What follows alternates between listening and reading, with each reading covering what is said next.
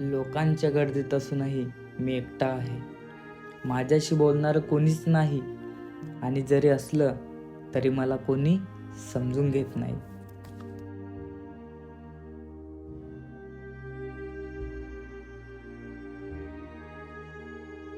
एकांत म्हणजे शिक्षा नाही, तो मनाचा आरसा आहे. इथे मी लोकांना नाही, स्वतःलाच भेटतोय. एकांतात आठवणी डोळ्यासमोर येतात, काही वेदनाही देतात, काही आधारही. पण हाच वेळ मला शिकवतो की खरी ओळख ही माझ्या स्वतःची आहे.